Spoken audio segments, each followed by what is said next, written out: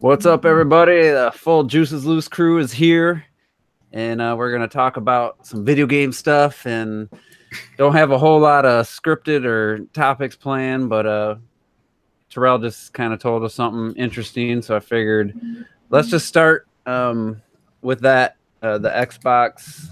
It's like called Inside Xbox. I'm posting it in the chat, so you guys can look. Very similar to Nintendo Direct. So, breaking news, behind-the-scenes access to Sea of Thieves and so much more. Catch the live season premiere of Inside Xbox. Have they already been doing this, though? It says the season No. It's literally like they're starting to do it. Like, apparently it's going to be like a monthly thing. And so, like, every month they're going to pretty much focus on, I guess, different games and different developers. Pretty much just like I said, like a Nintendo Direct, keeping everybody updated on what Xbox they're doing. But they're actually going into a set schedule. So every month, like, are they gonna have enough content? You got that shit out. You piece of shit, man. I wish Mohammed was in here in the chat right now, but I know he'd be losing his shit. He gets his fucking Xbox. Is there a link? Oh, there it is. No, I don't see it. I posted it in the chat. Okay, there it is. I see it. So Retro, what do you think? What do you think of Microsoft? I mean, a lot of us kind of predicted back in the day that this would kind of become the standard, but what's your reaction to just finding out that what they're doing here? Well, it's like he said, like, content aside, it's like your company needs a certain flair, a certain way of doing things, and Nintendo shit works because they're in the entertainment business, and Xbox is barely in the gaming business. I highly doubt many people would be interested. It's like people said, like Terrell said before the podcast, like they're doing like for Sea of Thieves shit, but they had like 2 hours of Sea of Thieves at E3. Did any of you watch all of that shit? I didn't. No. Like, I don't see them pulling this. I can see PlayStation doing this.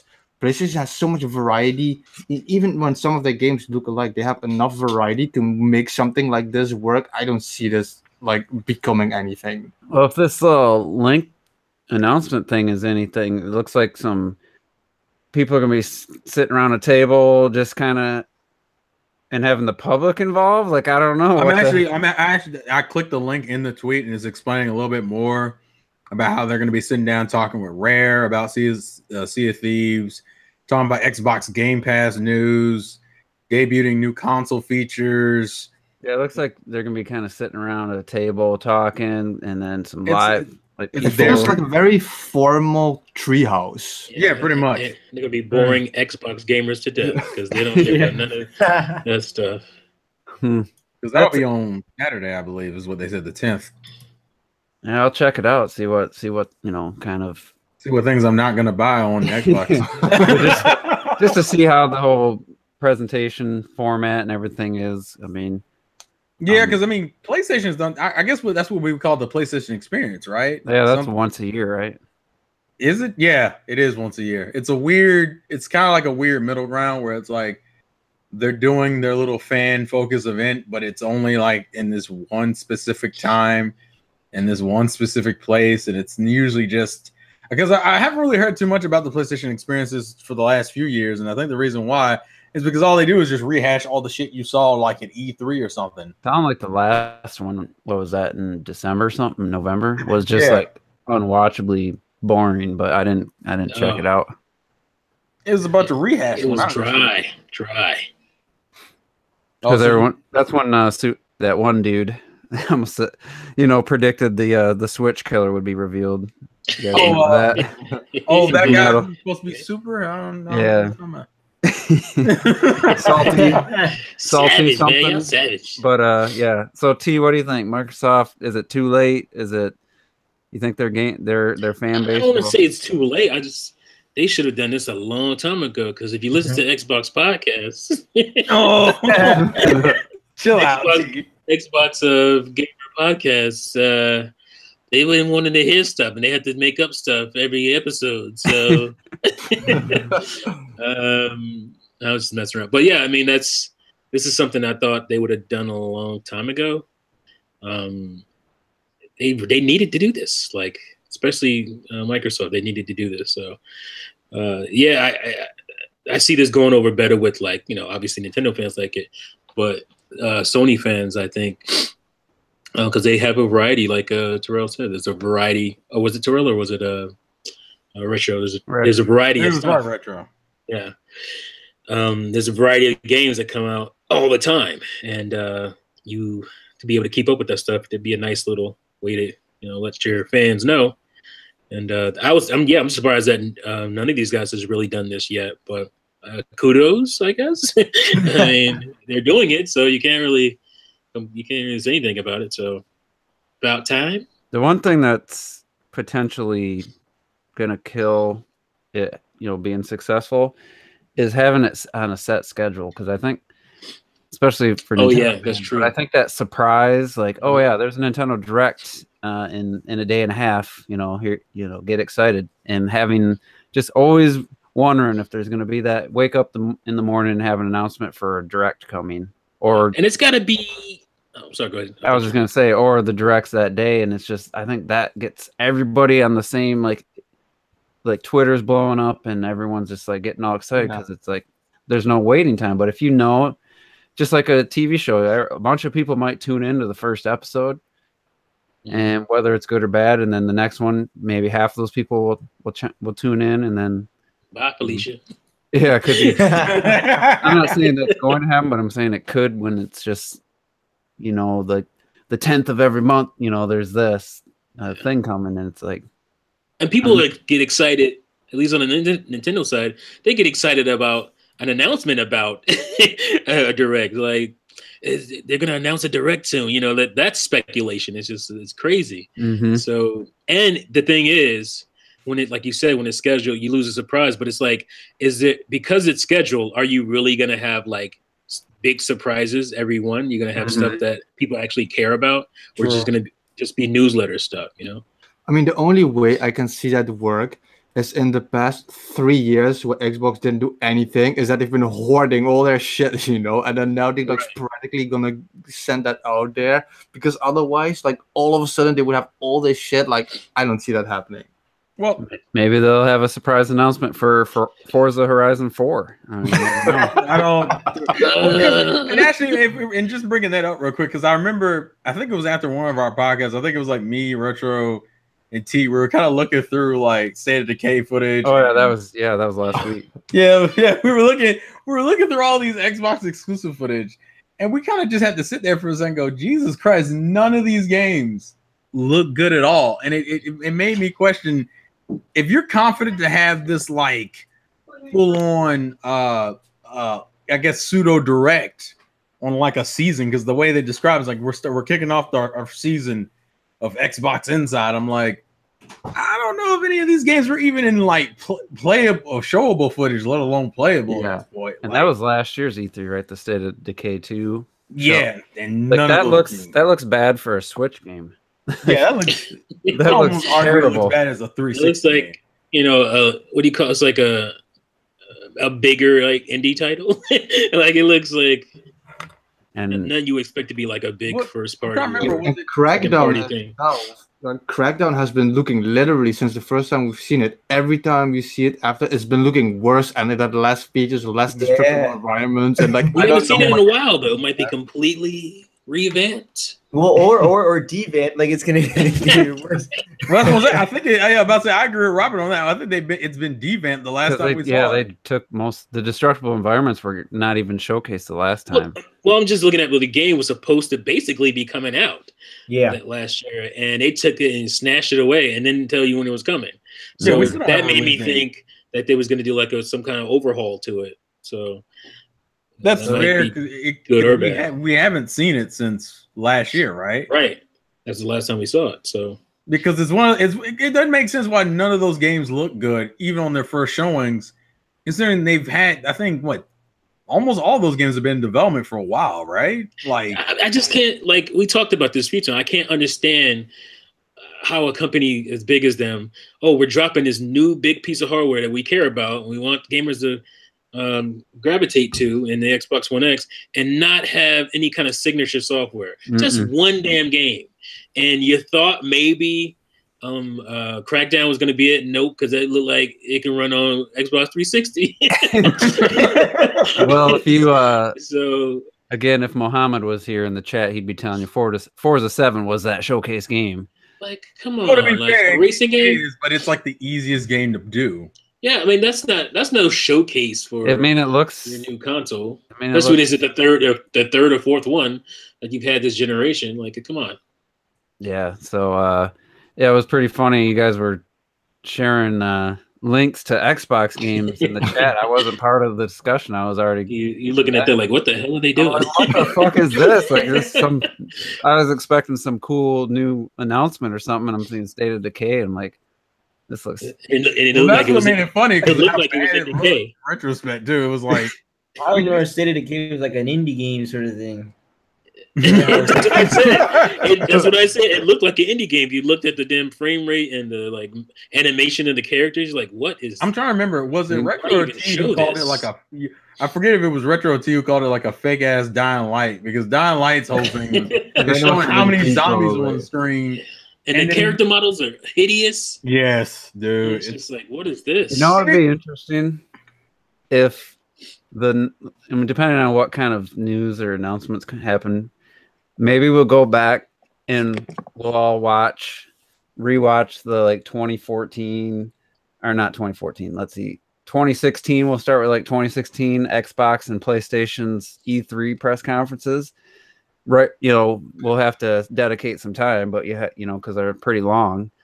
And we'll rewatch them right. And so the Monday podcast, like maybe on the weekend, we'll watch the Sony one on like Saturday and the other one on Sunday or whatever to refresh and see which games have come out, which games have nowhere to be seen.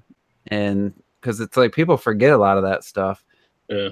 And it's I would say Sony's the worst with that because I think what was it? The big problem with E3 2017 with Sony was that like almost every fucking game except for the 2 DLCs, which was Uncharted and Horizon, everything else we had saw last year. Except Shadow of the Colossus was. Oh, right, that was the other one. That's what I'm missing. Like nothing came out except for maybe the Crash remake. I think that was it.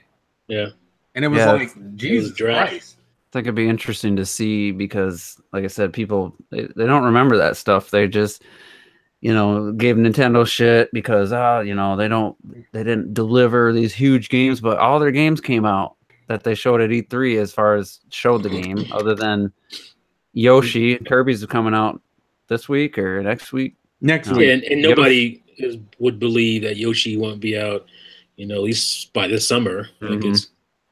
So that's literally the only game from their last year E3 that they showed footage of that isn't out yet and hasn't been out for a while. So just something to think about. Maybe we could do that depending on if there's any like big announcements or anything. Obviously, we'll talk about Sony's won't be too bad because I think both of the last 2 E3s they've had have been relatively short. Microsoft's going to be a bitch because theirs was like 2 hours in Sony, if I remember correctly. And all that exclusive console exclusive.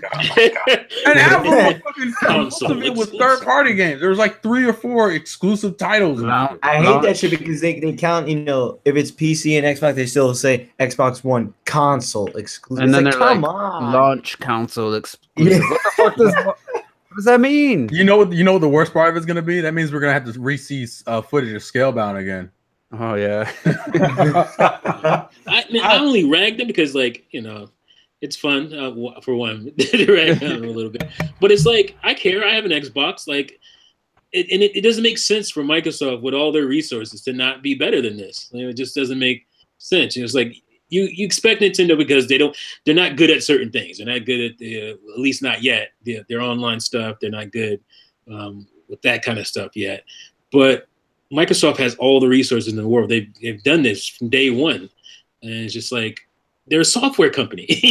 That's another thing. They are a software company, and to not have any software that I care about is kind of crazy to me. But yeah, and all the resources they have, they have Rare in their pocket. Buy somebody. I mean, you can literally just buy somebody to be like, all right, we're gonna just bring back these Rare games, and we're gonna be the guys that do that.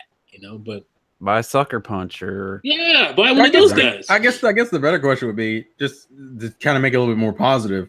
is there any game that they could announce that would get you interested in buying an Xbox or playing it? I guess for people like T who actually own it. Jet Force Gemini 2 probably. Hell, that shit would drive me insane if I saw that. Like, or even Perfect Dark. Like, Perfect Dark is one they should be able to do. You would think they could do a first-person shooter, sci-fi shooter. Those IPs where they're not using any of them. It seems like that would excite a lot of Nintendo fans. You know, like we'd be all about that. But I don't know. They screwed up Perfect Dark already with Zero. So was that game that bad? Oh, it was awful. It was terrible. It's just an unfinished, get it out for launch type of thing. Yeah. And they had the IP for a generation, and this is your launch title for 360. Well, garbage. Like, goodness gracious. They rushed the 360 out big time. It came out 4 years after the original Xbox launch, so it was everything that they were working on for the Xbox. They had to quickly. Well, we got this new system coming out. Let's get some games. I don't want to say Cameo was trash. It was just really meh. Like, Cameo was supposed to be a GameCube game, and it came out on 360, and it was just whack. It was just like, okay, that was all right. And it's just like they just totally. I don't want to get into a Microsoft Rare destruction rant. But, well, I mean, yeah, that's why. I tried to kind of turn it a little bit more positive and just turn it. They have IPs. That's what drives me insane. Again. They have IPs, great IPs, storied IPs that they just won't do anything with. It's like, why'd you buy them in the first place if you ain't gonna do shit? I know. Nintendo knew what they were doing when they sold Rare there. Or at least they did better. They didn't. I don't know if they Rare sold wasn't great. No, I think they got thrown out the bid, and Microsoft just had more money to buy the company. Nintendo just wasn't going to outbid Microsoft. Microsoft just had more money. It was like what am I supposed to do? I can't do anything. The Stamper brothers said that was their biggest mistake. Was like really putting the company up. Yeah. I was gonna say it probably is like Rare who regrets that shit the most. I mean, ever since that happened, they made masterpiece after masterpiece on the 64, and and then they got stuck with like Connect Duty and shit. That's what I said. Rare was like an okay company before Nintendo. Obviously, 64, late Super Nintendo, they had greatness, and then like after Nintendo, they were pretty trash. So, So does that say that the company it was more because of Nintendo than it was Rare? Rare's best ass thing was that they were really good technically. Like they could really push hardware, and that's what got Nintendo excited in the first place was their technical ability on the NES even, and that's why they invested in them. And obviously we got Donkey Kong Country Series, which nobody believed would be able to, that's on the Super Nintendo. That looks amazing. Like that game just blew everybody's minds. So that's when you really saw their technical ability. And then when they put it on the damn Game Boy, the Donkey Kong Country. Yeah, that was insane. And it looked very similar. Obviously, it didn't. The colors and all that stuff were different, but it looked very similar, stylized wise, to the Super Nintendo ones. And it's not also just technically that they were so good, but their creativity and the shit they made, that's for Nintendo audience, that kind of stuff. Like, what is Xbox going to do with that shit? Xbox gamers themselves say they don't buy that shit. So you think it would be better? They don't care. They don't care about that stuff.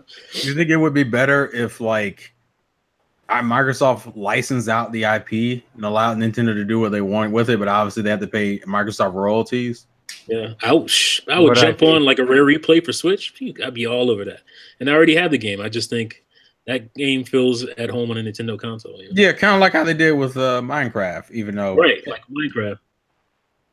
So speaking of Rare Replay, well, if it was on the Switch, they'd probably pull a Capcom and only half the games would be on the cart and the rest. I think they definitely. Well, you know, with the actual game. Because that happened. That's the case on the Xbox. Like half those games are like you're downloading them, so which is not really on the disc. Ridiculous. So let's talk about the Mega Man thing, Legacy 1 and 2 collection. Like, does it? Oh my gosh! Do we even know the files? Like, is that on like a? Yeah, I know the file size. I know exactly what the file size is. Do you remember? Oh, you want it? Yeah. All right. So I think the what is it? The first part of it is like this. Which one has the bigger games? Wait, I'm trying to remember. Mega Man Legacy Collection is what? Mega Man 1? Collection 2 has like the bigger games. Yeah, I think, 2 has the bigger game. Right, and I think they add up to about, I think it was, I looked it up, it was about almost 7 gigs. And then Legacy Collection 1 was just under a gig. So it would fit on an 8 gig cart. Mm-hmm. Give or take. Yeah, basically, it would be right there on the cusp. And nope, they're not doing it. They're being cheap asses. That's so stupid, man. I mean, they're putting Legacy Collection 1 basically on a 1 gig cart. I bet you I know. You download. I bet you it's like it's that few megabytes over 8 gigs, and they're like, I don't really. I think I don't think so. I think if you add them up together, I think they're under 8 gigs. Well, is it on like an eShop? Or where you get? I don't think it's on the eShop. No, this was I'm looking at the PlayStation. I think it was PlayStation I was looking at. Because games are already automatically smaller on the Switch just because of. I'm looking right now to see if I can find file sizes. Look at, I'm pretty sure I'm right about that. I think Legacy Collection 1 is like 860 something like megabytes, and then Collection 2 is like, from the other consoles I was looking at was just under or just around 7 gigs. That's just it makes no sense. Like their old Super NES. I mean, what's the newest game? Was the WiiWare stuff on there, or is that not Legacy? That was just Mega Man 9 and 10. This is like the Legacy. Like, what games are in the collection? That's what I guess what I'm asking. 9 and 10 are in there. I think the second Legacy 2 is 7, 8, 9, and 10. I think. Okay, I mean 9 and 10 were on WiiWare. What wasn't there a max file size of like? Well, I'm confused. I thought the X collection was part of it. Mega Man X. No, the X collection is loose from this. Legacy Collection 1 is 1 through 6, and Legacy Collection 2 is 7, 8, 9, and 10. Yeah, there's no way that's because 9 and 10 were WiiWare games. I'm actually looking right now. Even though they don't have the file sizes for Switch, I'm gonna take the file size at least for Collection 1 that came out, because that one did come out on the 3DS. That one's like less than a gig. It's like like 500 megabytes. Even if the other one's 7 gigs, that should still be able to fit on the card. Yeah, it should easily fit on the card. Like it should definitely fit on the card. So what are they going to put? I know it's under 8 gigs altogether. God, that just makes no sense for those types of games. It's so. They looked at the money. They said, "Oh well, the 8 gig cart's a little bit more expensive, even though it's probably right around." I think they talked about how the 8 gig cart was right around the cost of a CD or something. You know what's gonna piss me off with the Capcom Legacy Collection for the Street Fighter games? That's what I'm saying. Like, I'm not doing it. Like, the point of this is to be able to have all these games in one setup. And if it's not really there, if it's just a download, then what is the point of even buying the thing? Why even have the physical version? Right.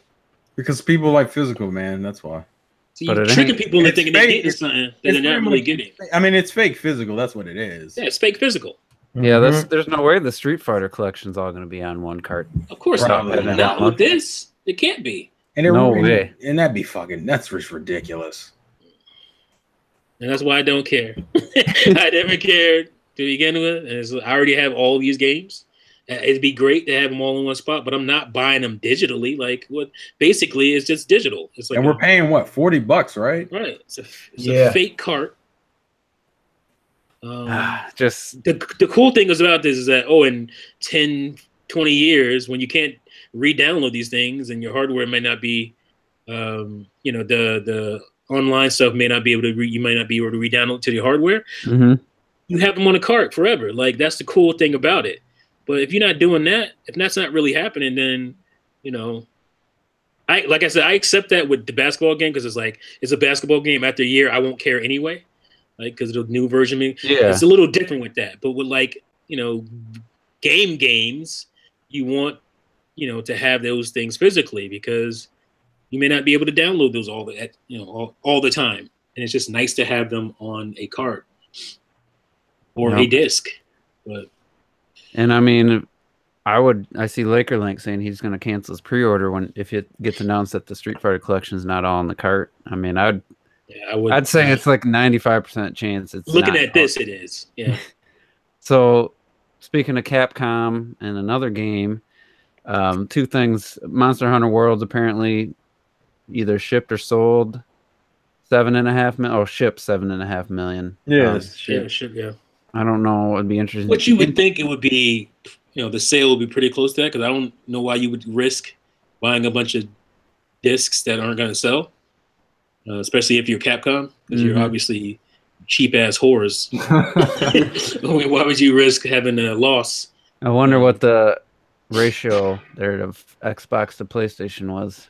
Sure, I would highly kills. say PlayStation killed them. Yeah, I don't even think that's an argument. I think that's a. I don't It's know. like 2 million in Japan alone, I think, right? Yeah, the It's MPD or not the Japanese version of that. I forget what it's called, but Famitsu. yeah, not there's two of them. One Media Creates. Media Create. I forget what those numbers were back, in January when the game came out. But the interesting thing is there was a studio who tweeted at Capcom that they want to take on porting it to the Switch, Monster Hunter World.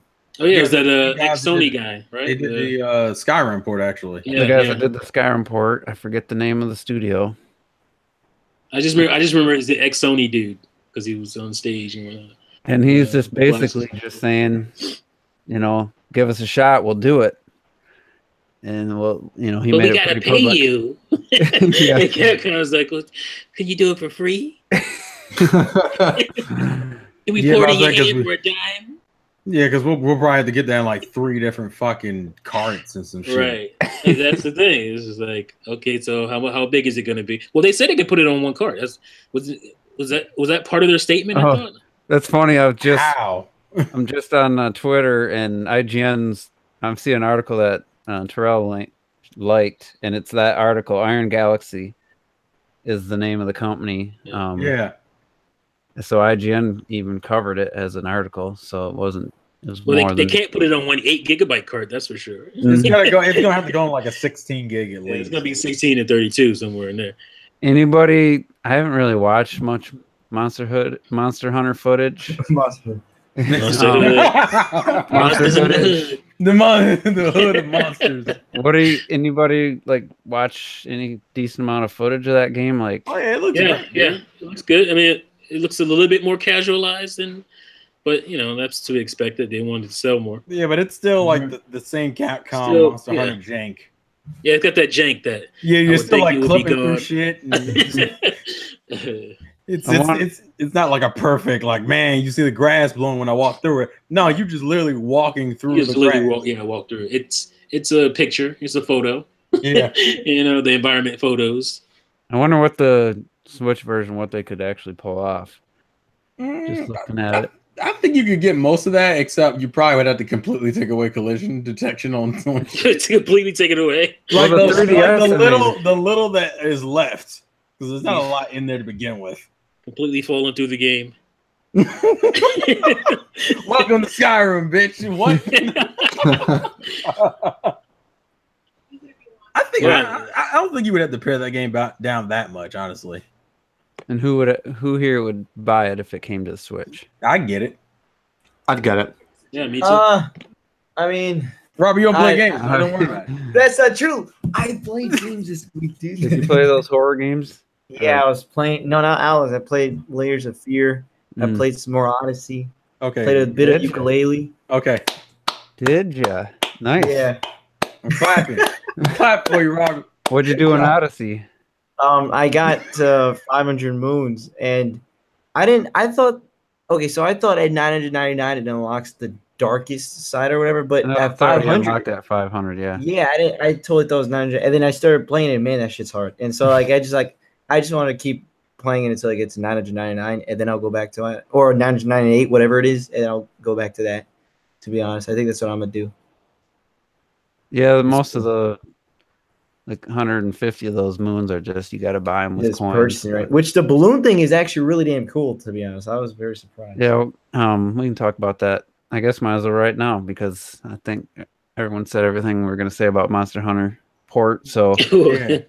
I mean, We it's not certainly much have. to say. Can we get it, please? Yeah, I'd buy it. Yeah, of course. I wouldn't be against it. I mean, but He wouldn't get it. Capcom is pissing definitely. me off right now. So Yeah, they keep fluctuating between like doing good shit, like here's the Mega Man collection for Switch, and here's Mega Man 11 and stuff. You're like, woo!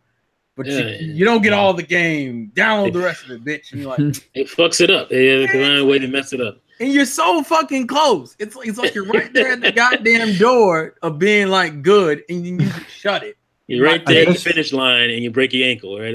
At this point, you're gonna get like Mega Man 11. You're gonna get the first 5 Robot Masters, and I would be mad as fuck, yo. Or what if it's like? What if it's episodic and shit? How dare they? That is literally a how dare they moment. I won't even humor that shit. I will no. That's an automatic fuck you right That there. Sonic 4 WiiWare style, you know. Listen, those were some rough times. And I bought that first episode twice. Yeah. Me too. I bought it on the Wii, but I was, you know what? I don't know when that came out. I was probably like 11. I didn't know it was. I bought He that was shit. 11. I bought Goddamn. that shit on the Wii and I bought it on the PS3 because the Wii didn't get the sequel. It only got episode 1. And then if I wanted episode 2, I got to buy the PS3 version. They should give you a refund for that kind of shit. I never understood why there was never an episode 2. For some reason, the Wii version, the Wii never got episode 2. So I had to imagine 11-year-old. I should get my money back if I can't get the full game. I need to get my money back, yo. Like, well, listen, we were young and stupid about this. To be fair, all right. I'm just saying it was a rough time. and the Wii eShop was jankiest. Yeah, that was, hey man, but that soundtrack was lit as fuck, though. All right, everyone did remix.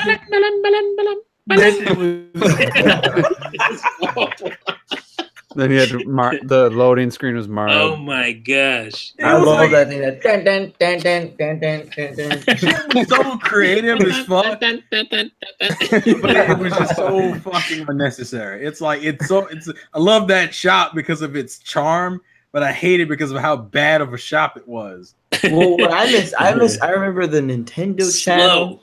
Mm-hmm. The Nintendo channel with the Nintendo Minute, not Nintendo Minute. Hear me? I'm thinking of these guys. Just the Nintendo channel. Nintendo Week, Nintendo Week, yeah. Oh, I used to watch that. You met that one. I met the girl Allison. Yeah, that's when I was like, what, 9? Wait, Allison, the one that used to do the 3DS ones? Ooh, apparently that was a movie. Remember? Yeah, the Allison girl definitely did some. I was in love with that chick, man. She was gorgeous. But the other girl was Cantrell, Jessie Cantrell. Oh yeah, Jessie Cantrell, that's her name. On the 3DS. I love me some Jessie Cantrells. Actually, I wonder. You know what's funny? The Just Jess YouTube channel. That girl, she kind of reminds me of her in a couple ways, but I don't know if I'm not remembering. It's been so long since I've seen those 3DS videos, but I kind of think they have the same personality. But anyway, let's. I want to hear more about Robert's game time. I know this is such a rare moment. So what did Layers of Fear? Was that the Layers of Fear? Yeah, it actually came out. I want to say a week and a half ago, maybe 2 weeks ago, and it's Layers of Trash. What? No way. However, Right. I don't think a lot of you guys would care for it because it definitely is one of those like almost like a walking horror simulator in a way because like that you can't actually die in it, but it really the atmosphere is really damn good and a lot of things do get you, you know.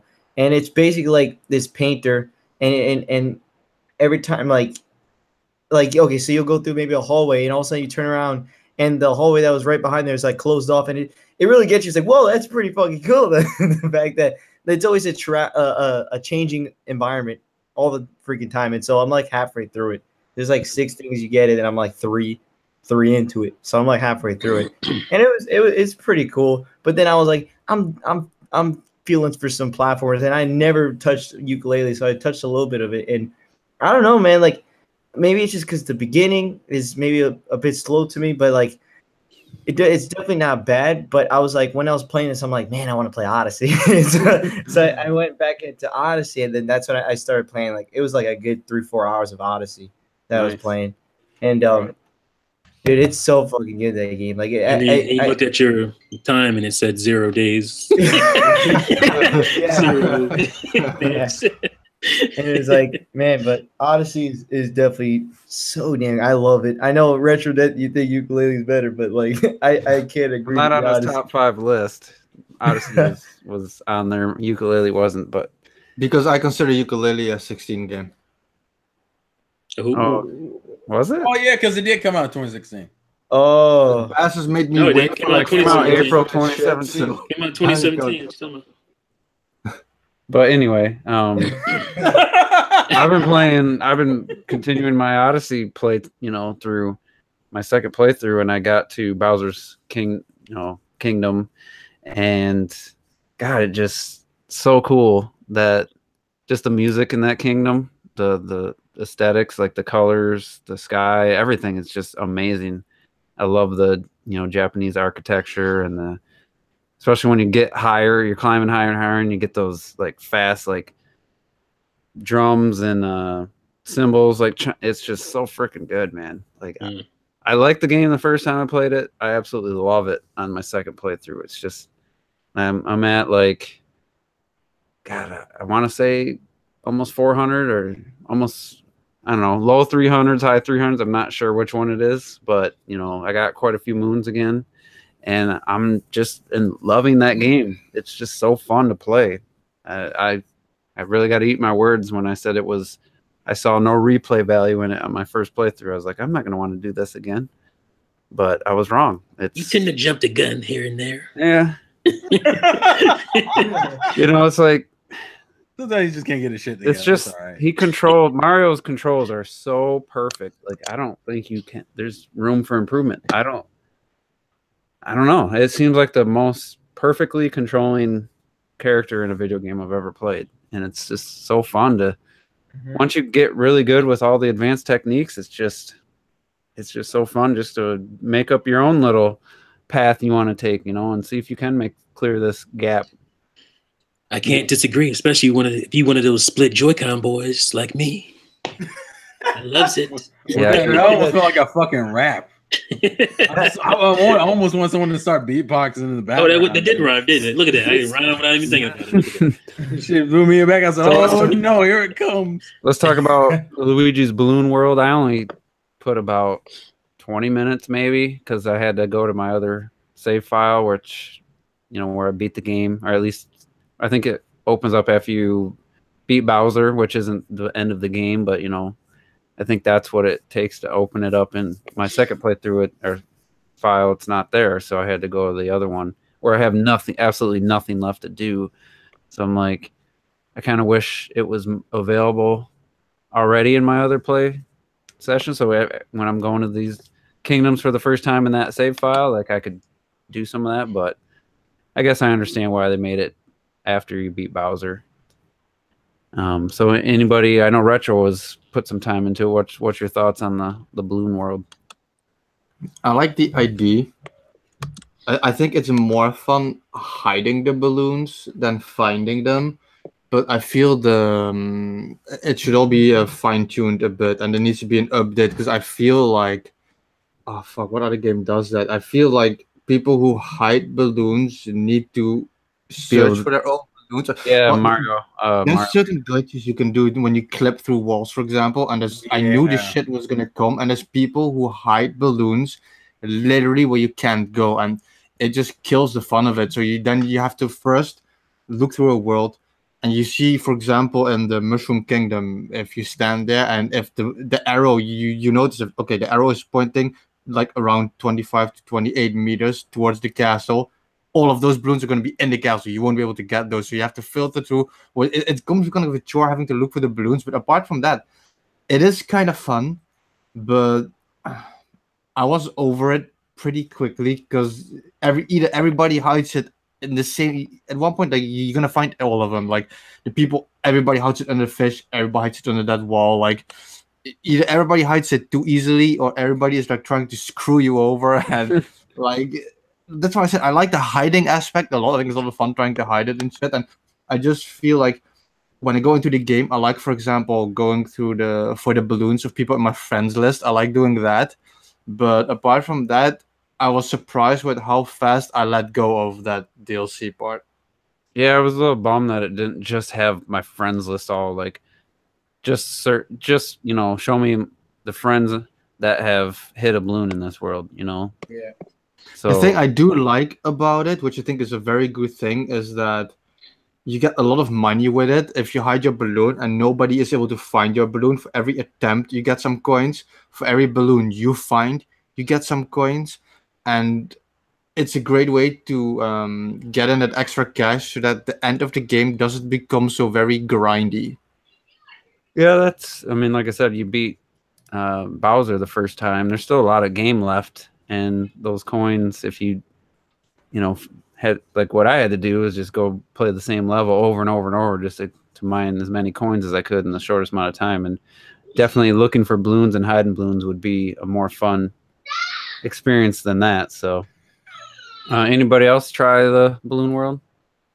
Yeah. So, okay. So with the Balloon World, to me is like, I started playing. I was like, okay, it's pretty cool. And I mean, what I just found out though is it seems like it's so incredibly easy to get coins now. Like it's crazy. Like I stacked up. You get like 10, balloon found in a row, and you get like it's like 3,000 coins or 2,000 coins, some crazy number like that. You're like, whoa, holy crap!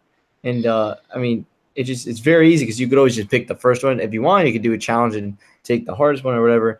But like to me, it's like I think what would have been cool is if they just gave you the whole map. You could place it, and all of a sudden it's kind of like the moons where imagine maybe you press start and it's like, and then you just all you see is a bunch of balloons, like 100 balloons around in this world. And you could just maybe get as many as you can within a time limit or something. You know what I mean? Like maybe like they could have done something like that instead of just here's a little location.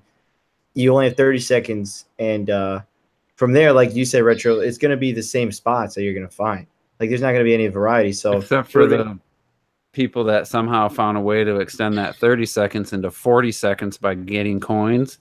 Yeah. This one guy was like 42 seconds. I'm like, and I don't even know, like every 3 coins gets you an extra second. Like, where did this dude go?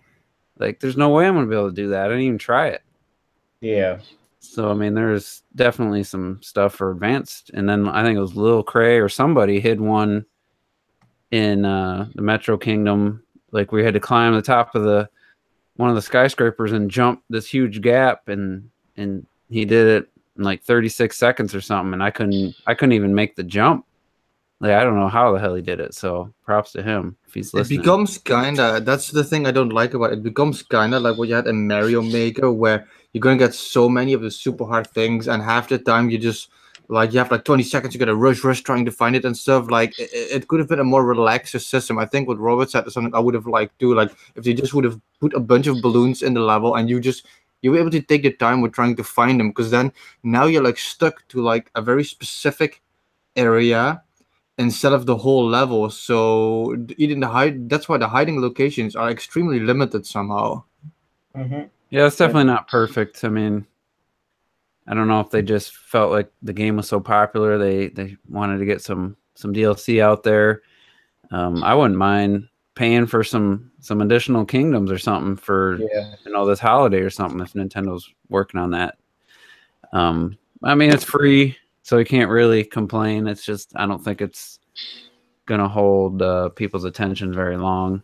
But it's like I said, you don't have to play it. It's not forced on you, and if you do, I mean, I had a little bit of fun playing it, but I really don't think I'm like, God, I gotta go back and play some more Balloon World. Like it wasn't that kind of addictive type of game mode that I thought maybe it would be. So I'd almost rather them add a few more of the jump rope and volleyball, online leaderboard things to do. Put a little like ping pong table or something. Just something else to like. Or like a mini game with like the scooter. You have so many of those really cool scooter levels and stuff. Like that would have been a lot more fun, I feel. So we'll see. I kind of anticipate them doing more because just the game's probably over 10 million sold. I'd be shocked if they didn't have paid DLC planned and more free like updates coming to that game just because of how successful it is, and it's going to be at least 3 years before we get another Mario game. So I'd be perfectly fine with them expanding. I thought someone had data mined the game and found out that there are more costumes in the game that haven't been. Yeah, there's more outfits in the game. Is there? Yeah. So apparently there's obviously more stuff planned. Now whether those outfits are tied to anything other than just more shit to buy, we don't know. But there's definitely more in the game than meets the eye, I guess. Or whether it be even be used, because there are, thousands of games that have stuff that they were going to do something when they never did anything with. Yeah. Hey, don't fuck with my hopes, man. I'm just saying. They this motherfucker's out here being a realist. I ain't about this life. Sonic outfit. No. Listen, I don't even need that in my life. Although he is doing a spin dash in this game, so it would totally be justified game. I would be cool with that. Like, Sega, because then that was like make me excited for like a crossover game, which everybody wants. Everybody in the world wants a Sonic and Mario crossover game. That's everybody. I'd be down for it, but I feel like Juice. Here's a Juice answer. I'd be excited because then Sonic would finally be in a good game for one. Yeah. Yeah. Damn, he's just like him. I couldn't tell the difference. Fucking what was the other game I said about Smash? Yeah. Yeah. I think that's where I got it from. I was like, I remember you saying something along those lines. Yeah, just reading some comments and going off what Retro said about the moped. Like, make a little, instead of the little RC car time trial thing, make like a course in New Donk City, and people can try to get the best lap time or something. Yeah, that would be cool. There's a lot of potential. A lot of potential for additional little things to throw in each kingdom, and I'm actually, like I said, really confident that they're going to do that, and that they got creative ideas left, because they just always, the 3D Mario team just always seem to somehow surprise us and come up with new things you never knew you wanted and you never ever could have predicted, and it just, I don't know how these guys are so creative, but they have yet to like really disappoint. It's a requirement to be on that team to be creative. You have to. I think is it Koizumi was part of the 3D Mario team? Yeah. So I look forward to more of that and whatever next comes next for 3D Mario. And like Red Knight always said, he thinks the 2D Mario on the Switch is going to be the best Mario game on the system. He's really wow. I kind of said like I expected them to go back and really wow us with the next 2D Mario game. I said that a few years ago, like after the new Super Mario Brothers U, which is a great, really good game, just lacked any kind of identity on its own. The art style basically was just like the Wii version, and they didn't really stand out except for like a couple levels, and they needed to just go back to the drawing board and do like a, like with Mario Brothers 3 versus the first game, or Mario Bros. 3 versus Super Mario World, like they looked very different and even played a little bit different. So I think the next 2D Mario game should really do something different. I thought people were convinced that Nintendo wasn't going to make any more 2D Mario games because of Mario Maker. Here, make your own 2D Mario game. Bye. And people were swearing up and down. That's it. No more 2D Mario games because of Mario Maker. So, yeah, no, I know myself. I said I didn't expect to ever see another new Super Mario Brothers 2D game because of Mario Maker, but anyway, yes, what a waste. Let's talk about new Super Mario. Let's talk about another 2D side-scrolling type game, platformer, if you will, that we got a demo for. Oh, Kirby! Yesterday. I love the expert option. You play the easy level and then the expert level. I didn't notice a difference, but me either. So first thoughts. Who wants to go first? I'll go. Okay, go ahead. I'm probably the most veteran Kirby player. Maybe Retro. I don't know. What's your experience? Definitely, it's one of my favorite franchises since the start. Okay, I thought that was right. Okay, so between me and Retro, I played it. Have you played the demo? Yeah, definitely. Yeah, I mean, it's a Kirby game. I don't know what else to say. I wasn't wowed or anything, but it's we getting a console Kirby game, and I'm pretty happy with that. I think it's funny.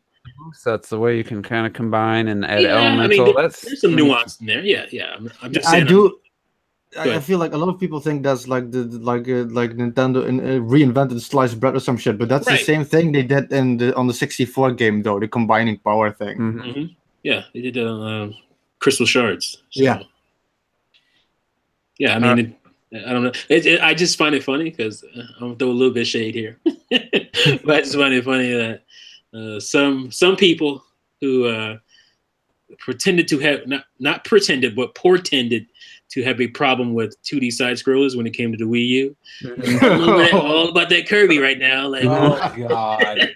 I don't know. I honestly don't know who you're talking about. I'd love to find out after. Yeah, you do. I know some. I mean, I can only know of one person that was. I love you, man. But come on now. I know where you came from. I know somebody was shitting on 2D platformers at every chance he got. I didn't know he was loving the Kirby game. Yeah, Kirby is probably thinking of the same person. That Kirby is sliced bread with honey on it right now. I did want to casually mention the funniest thing I love about when Kirby games get released. People automatically start trying to do like Smash Brothers moves on the Kirby game. Yeah, that's what I was doing. I saw the fucking string of videos of people like, shit, you can auto cancel Kirby's beam charge in his beam form. You can auto cancel his charge and you can act right out of it. It means you could be constantly throwing beams without taking any side damage. I was like, this is what Sakurai has done to y'all. Sakurai doesn't even work on these games anymore. And you got these people sitting there going, look at these Smash Brothers moves, man. They really want that Smash Brothers Switch. Well, Planet Robobot, if you scan the Smash Bros. Amiibo, you got all the Smash moves. Mm-hmm. Yeah, so, and they released that Battle Royale game for the 3DS, which I didn't touch that. Kirby, like, I mean, it looks cool, but like Kirby to me is a one-player experience. It's like it's cool that you want to add stuff like that. I don't know. That was one of my complaints was going to be like, there's those AI characters. Like, I can't even tell what the hell when one of the boss fights. Like, I couldn't tell. I lost track of my character. Who was doing what? Yeah. It's like I'd rather just have just Kirby on screen. For me, like that was the same thing with me where I was just like, I felt like I didn't even have to really play. Like they were just doing shit for me, and I'm like, all right, cool. I won't be making friends unless it's necessary for gameplay to get through. Because I'd rather just be by myself. I loved Rainbow Curse. I think that's like my favorite Kirby game. It's that and it's like I think Rainbow Curse was so damn good, but because it's not. It's a good game, but it's not Kirby. It's not a Kirby game, but no, it's not the traditional Kirby game for sure. But like, it's my favorite one where there's a name called Kirby on the title. Like, I really enjoyed that because it was really good. I was just gonna say I do agree with the multiplayer thing because I was like playing and you see this new enemy. I was like, holy shit, cool! He must have some really cool power. And all three characters are already beating the shit out of him. You know? It's like, oh, let me go get him, and then everybody jumps in front of you and shit. It's like, hey, wait! But damn it, the enemies the AI companions are too competent. Yeah, they are competent. Bastards. Who told you? It's like playing itself. Like, I mean, I already thought Kirby games were easy, but this one's like doing everything for me. I'm just. Oh yeah, someone did a video where you can literally get through like entire boss fights without doing a damn thing. Just getting somewhat close to him. I hope they can turn. Maybe you could turn that off. There's obviously areas where you have to have. Yeah, if you have to have them, then I'll friend somebody. But without. But if I ain't gotta make no friends, I ain't making no. But I could see it being fun with a bunch of people in the same room playing it together because you got to figure some stuff out. But the AI just automatically goes and hits switches and stuff. But the thing for me is it looks really good. You know, it's a really good, clean looking game until it zooms in. I don't know if anybody else noticed this. It's just weird that it almost feels like the Planet Robobot engine just with high res textures because when it zooms in on King DDD, to me it looks really bad. Like, I don't know, it's just weird. Maybe it's the art style or something, but it almost feels like that game was a weird choice for deciding to go 30 frames per second, push the resolution, but then even still it doesn't really impress me when you really look close at it. So I don't know. As Kirby, I don't give a shit. I like it. I do know. It looks pretty. It looks way better than it did at E3 initially. I would say. Yeah. I'll give you that. Daddy? But compared to like Yoshi. Okay. Child. Thanks a lot. So, Retro, what do you? Because you were the I one. just wanted to say, like, I definitely think the game looks extremely beautiful, but I know what you mean. Before, we got a lot of trailers. You always saw this image of King DDD with when he flexes all his muscles and shit, and I always thought that was a shot from Planet Robobot because I haven't played it yet. I thought it was from a 3DS game because when it zooms in on him, I'm like, whoa, what the fuck is happening to the edges around here, you know? But the game itself, it looks apart from that scene, like it looks really good. Like when you play the demo and you're walking like across the castle walls and shit, like it looks really beautiful. And for the rest, it's like T said, you know, we've been playing Kirby all our lives. It's a Kirby game. It's fun. It's great, and it doesn't bring anything new to the table though. Yeah, it is. You know, I'm not the biggest Kirby fan. Like I agree with Robert. I don't know if he got that from me because I know I said that. Yeah, he's trashing Robobot. I heard you. No, I'm talking more about Rainbow Curse being my favorite game. Yeah, I know. You don't care for the traditional ones. That's what I'm saying. Yeah, and no, I but wanted. I like Epic Yarn. See, another non-traditional. Why you say it like that? Epic I couldn't get Yo, through. you high? Nah. I couldn't get through that one. I didn't. I did like the art style and stuff. I don't know. It's just for me. It's just never really been my cup of tea. Even the old one on the NES. Like it just Kirby's never really done anything for me in that regard. But so I'm obviously biased, I guess, against Kirby. So playing this demo though, it's like it's fun. It feels a lot like Planet Robobot with some new things. I haven't played the 64 version, but also it feels very safe and not a lot of I don't know, creativity going in. What kind of black-hearted person you got to be biased against Kirby? Like, not the characters, the gameplay itself.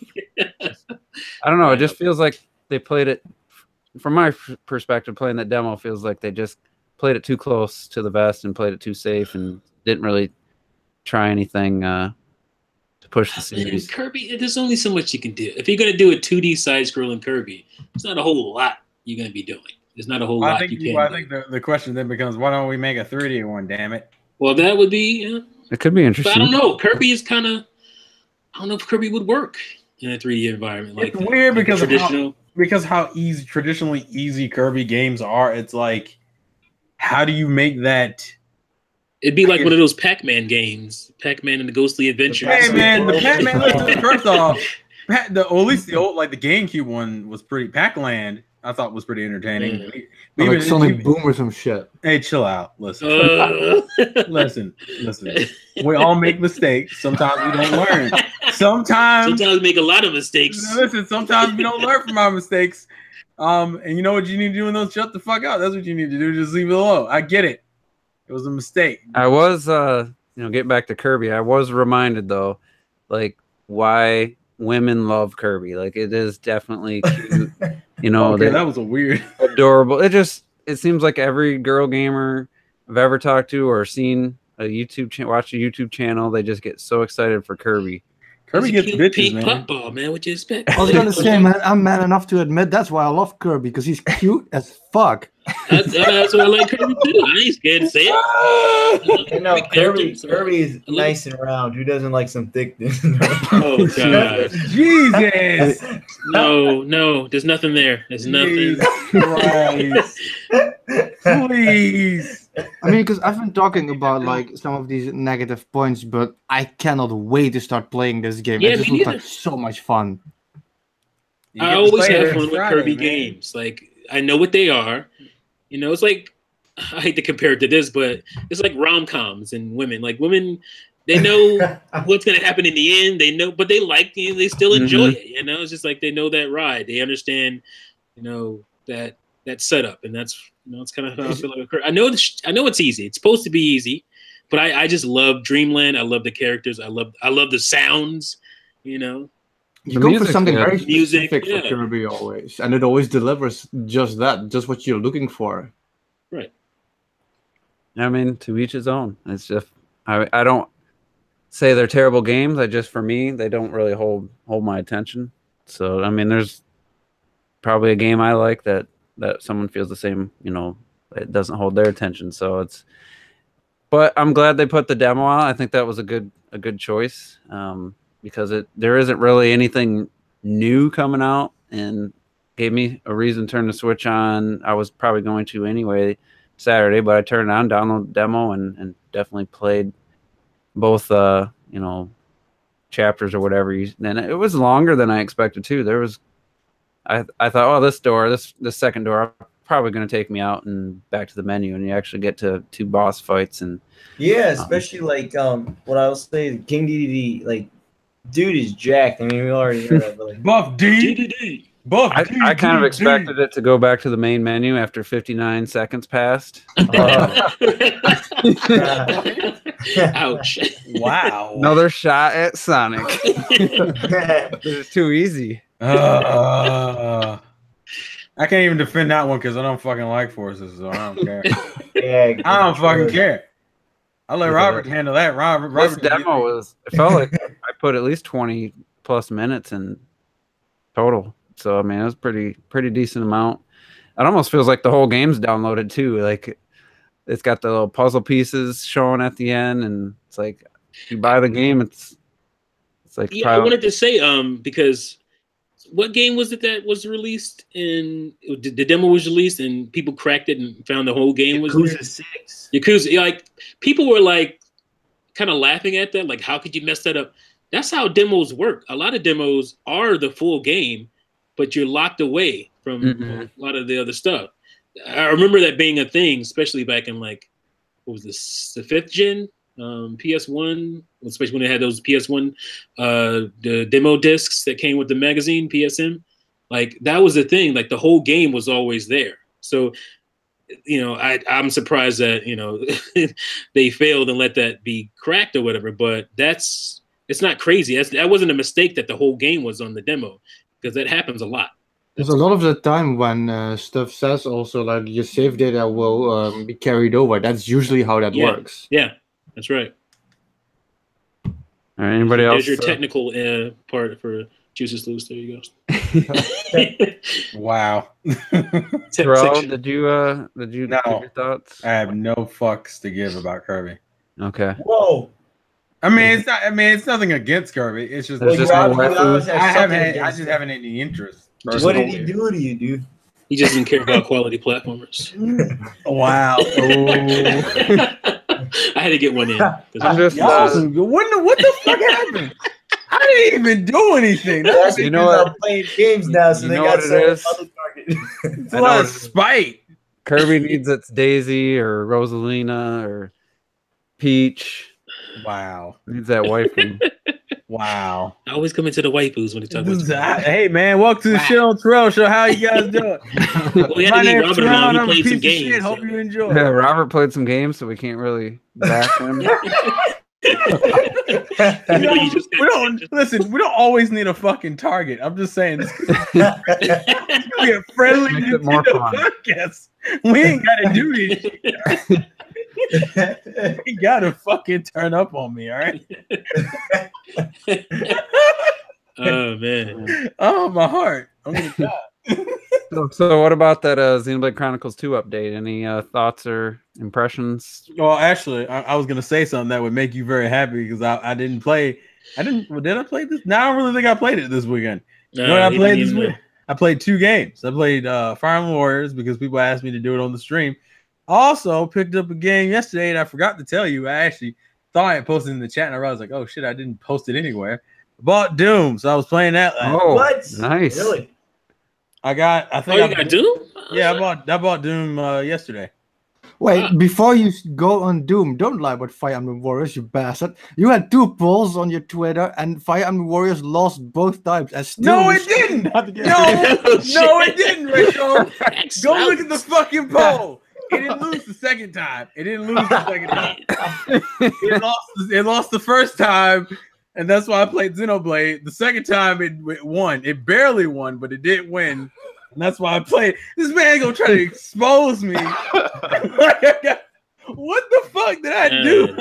What I did. Yeah, that's right, Metal Mint. You're supposed to get Payday 2, you lying bastards. Hey, listen. That's because well, you know what? We all get I Payday didn't 2, get paid today, so these 2 of them I can't get. Wow, that was garbage. That was another That fail. was garbage. Well, also, I'm out here playing by my damn self. I'm doing this anyway, Retro, to prove a fucking point, because I'm not gonna let him get away with misrepresenting me like that. That poll, that second one, damn it. That was that probably won that one. That's why I played it. Anyways, that's not the fucking point. All right. Talk to Doom real quick. All right, listen. I am not. I've mentioned this before. I can't stand first person games. I absolutely hate that shit. I can't stand. Wow. I just don't like that perspective for shooters. Actually, I don't like that perspective in general. Let me rephrase that. I don't like that perspective. Shooters are the main. That's the best perspective. No, third person, all day, every day, man. I can't. It makes it too complicated. Yeah, I'd rather be first than third. Without I know people like to be first. I like to be third. I don't give a damn. I like to have my eyes on the prize. Troy likes that third person, especially when it's like a female character, or Lucina, even Camilla. Even when in the bot side, she looks good. Even when I don't do it. It always fucking happens to me. This is bullshit. Hey, listen, all right, it's besides the fucking. So let's hear your thoughts on Doom, considering you hate first-person shooters. Okay, I bought Doom, and I said, "Fuck it, I'm gonna go with the motion controls," and it was definitely a weird experience for me, because I wasn't used to that kind of stuff. I will say, I probably agree with Juice when I think Juice, you were the one who kept saying how fast that game feels, even though it's like 30 frames on the Switch.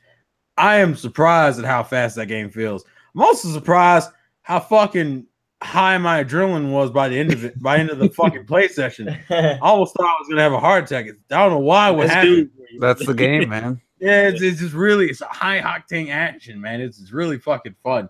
I had a blast with it. I will say, I think part of the reason why I'm enjoying it so much is because of the motion controls, because I have the ability to do that kind of aiming. I wish the left and right, like the horizontal sensitivity, could be adjusted, because I think it's too slow to just use the control, the motion. But up and down, you can look up and down instantly if you set it high enough and take off the what do they call it? It's right motion above blur? It's right above the motion sensitivity. It's called it's for more precise aiming with the analog sticks. I forget the term. So I turn that. Some people turn it off. I turn it way down to like 30 or something, and it definitely increases the responsiveness of the motion. So, where did you get to?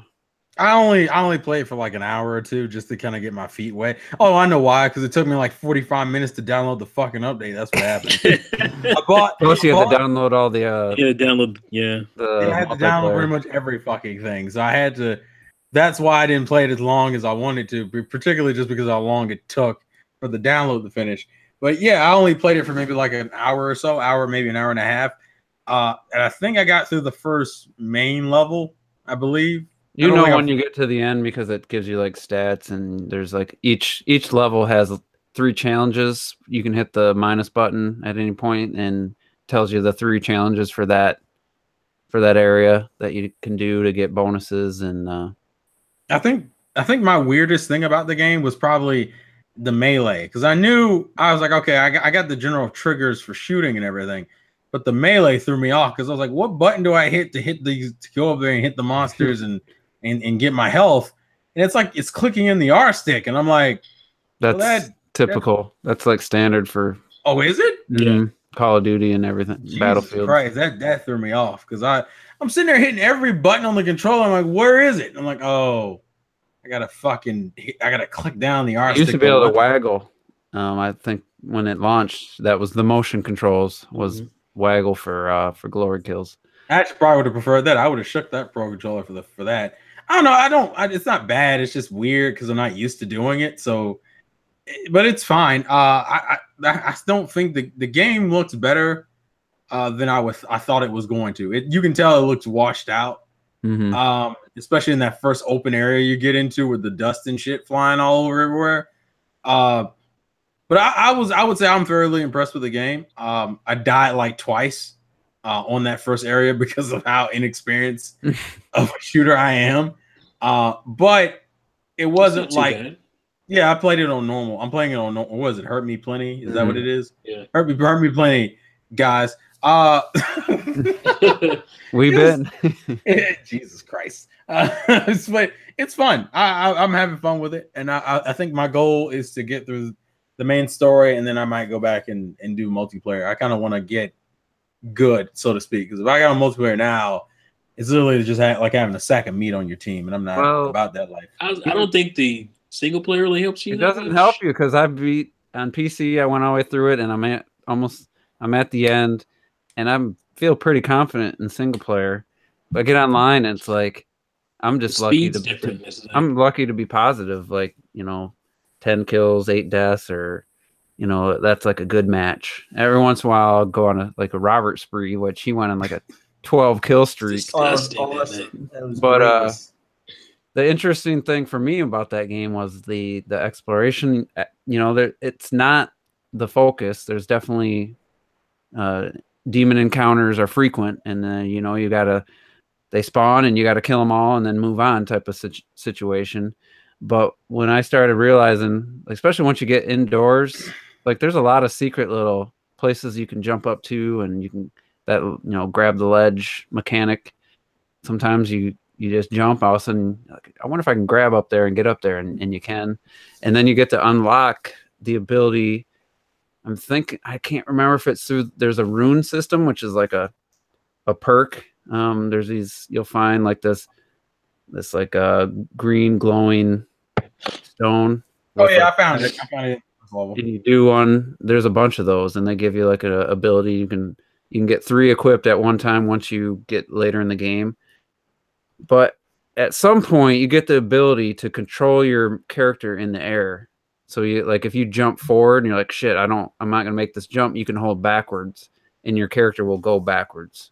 In the beginning of the game, that's not in there. So anybody that's just recently picked up the game, they're like, man, I can't do anything in the air. It's an ability you get, kind of like Metroid, where you gain some abilities throughout. That's one for sure. And when you first get it, you're gonna be like, holy shit, like this, I don't like this. But once you get used to it, it makes the platforming, like, it's right up there with Metroid Prime 3 for me, as like far as jumping around, especially with the little motion gyro aiming. And there's some pretty cool levels where there's a lot of elevation, and you can fight these demons, but you can still be jumping all over, getting up like to like the second, third level, and kind of using the environment to get away. And there's some really cool stuff coming. So I'm looking forward to hearing your thoughts as you get further in the game. So, there's the chainsaw you'll get. That's pretty fun. And then you'll find weapons throughout. And once you start getting some of the later weapons, it gets pretty awesome. So I'm excited that you have it and that you're enjoying it. Yeah, I said I'll do another game night. We're gonna do a whole game night. It's gonna be good. Yeah, I'm about to say, because people, I remember, what was it? I think when the update came out, I was like, and I think Juice was like, "Are you gonna get it physical or digital?" And then I don't know if I responded. I think I said I didn't know or not. I felt like in the back of my mind, Juice was like, he ain't gonna get the fucking game. And ironically, I was like, you know what, fuck it, I'm gonna get the game. Also because if I'm thinking Metroid Prime 4 is gonna be in the same style, I need to get used to playing in that style anyway. So I said Doom would probably be a good starting point because they're how fast paced the game is. So if I have fun with that, Metroid probably won't be that frenetic. Well, but I just need to get used to the first person feel, because that's my issue. Yeah, there's areas where there's really no threat. You killed everything, and just the platforming. There's when you get like outside, you get through the base you're probably in now, the facility, which I think the game looks better indoors because there's a lot of darkness, and it's not big open spaces. But then you get out to pressure, area, so you can get out to the outside of Mars. And then there's one point where you have to jump down to there's a pillar of rock, that you have to jump to, and you got to really use the platforming mechanics. And then all of a sudden there'll be a couple demons out of nowhere flying at you, and you got to deal with that plus the platforming. So I really like. I've played through the game almost 2 full times now. I played a ton of multiplayer, and you said your adrenaline's up. Last time I played it, I was just so like pumped, and just I can't believe it still gets me, even though I'm replaying these levels multiple times, and the adrenaline still flows because it's just the game's designed so well for that. It's that fucking audio. It's that music hits it. Because I mean, you can hear like in the way it fucking starts. It's like you hear a monster growl or something, and then the fucking music just kicks off from there. And I'm like, fuck. And it's like double kicker drum. Bass drum. Yeah, because what's about to happen, and you're like, "Oh, here we go," and you pull out your gun. It took me a minute to even start switching weapons. Like I know I had the shotgun pretty early, and I just kept using the standard pistol for like half of the fights. That thing's pretty much worthless unless. Yeah, I kind of learned that pretty quick. If you run into the weakest little creatures. Yeah, those. Well, actually, those you can just run up and hit those, and it'll automatically trigger the kill. So I didn't even. After that, I didn't even sweat. It was the ones throwing fucking fire at you and bum rushing you, and I'm like, all right, fine, fuck it. Here comes the shotgun. Bull demons. So would you have guessed, like if you didn't know, would you think that game was a 30 frames per second or 60 frames per second? I probably would have still known. Unfortunately now I can tell the difference between 30 and 60. So I could tell it's a 30. I know it's at least 30 frames. I know it's not anything higher. Yeah, it's so amazing how quick you move. But it's hard to say with the knowledge. It kept the feeling of quickness. That's what kind of helps. The responsiveness of the controls is what really, when you turn that sensitivity up, once you get a little more acclimated. How high do you have it, by the way? I have to look. I'll take a screenshot, but I know it's pretty high. Okay, because I had mine at like 80, and for some reason I was like, I wonder if I should go higher than that. Well, my motion's like at 65 or 70, but just the regular aiming with the analog stick, like I can do a full 360 like in like a second. Okay, it's pretty fast. So, I'll look at just out of curiosity. Now I can't remember what I have, but whatever you set it at, you'll get used to it, and that's kind of what you'll play at. I mean, you might want to bump it up at some point, but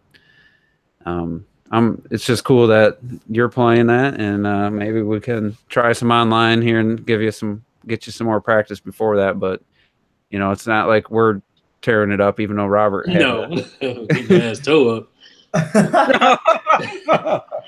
It is a tough. That's because Robert's the greatest at first-person shooters. He's a piece of shit. Sometimes he just goes on it's just luck or skill. I don't know. All of a sudden he's like, I killed I'm 15-1. Like, yeah. And then I've noticed Robert's with that like a lot of online games we play. Like sometimes he'll just go really well out of fucking nowhere. He used to do that shit and Smash all the fucking time. Smash I could demolish. That's because I'm getting you fucking garbage. I did this with Rob for like an hour straight. Yeah, that was hilarious. We finally that was just oh god. That's because the Juice was still trying to figure out how to stay on the stage with Bayonetta. That was the problem. The bitch has like the best recovery in the game, and he cannot stay on that goddamn platform. Where's my fucking jump? I hate that when you hit the jump button as you get hit, and it counts as a jump, and you're like, "Fuck!" You know you're screwed. Oh no! And I'm waiting to like jump to the ledge because I want to like dodge his thing he's throwing at me, and then I hit it, and with no time to do anything else, I realize I don't have a jump left. Like, god damn, that's like the worst feeling. The worst. Or because if you try to jump too early sometimes, then you're just leaving yourself open. So in the beginning I'd always just immediately double jump, try to get back on the stage, but then everyone just kept catching me because once you do that, there's not much left. So the struggle was real. That's one of those. Smash nights purely for this shit. Yeah. Can we get Smash on Switch, please? The last time we played, like, it was fun, but it wasn't as fun. Yeah, because we're playing on the console. We don't really care about them. Yeah. I guarantee you that was a big part of it. So it's like, let's we had to struggle to turn on the Wii U and stuff. And yeah, I think what was that, like 2016 is the last time we played? No, we played. Yeah, we played it not long ago. Last year. No, not last year. No, it was like this year. with Clocked. I wanted to because he never played Like Smash a month with ago, then, anyone, right? Or 2 months ago? So okay, I must not have been there. Okay, that's what it was. yeah. Unfortunately, only 4 people can play at the same time. So, but And I the thought I lag just kills threw you. it out in the group chat. But either way, we played. It just wasn't as fun for some reason as it used to be. I mean, I was still having fun. I mean, I had fun, but it didn't. I didn't feel that intensity that we It were. wasn't that. This is my primary console fun. Welcome to that Wii U depression. That's what that was. I could definitely wait.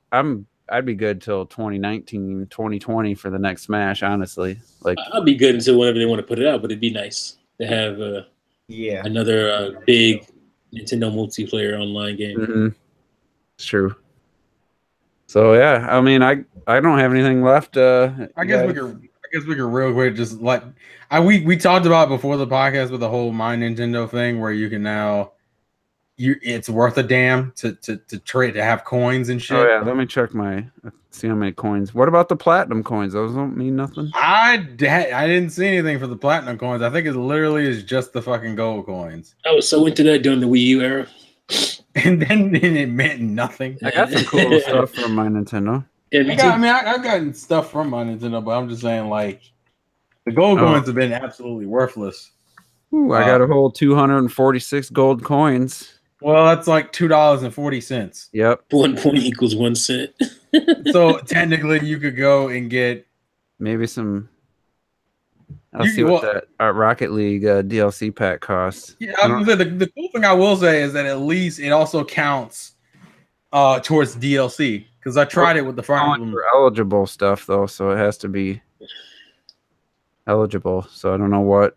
I don't know. I haven't really run across a game that doesn't offer it, like non-Nintendo or not. Like, I mean, obviously people have to double check. It automatically give me the stuff for digital purchases I made?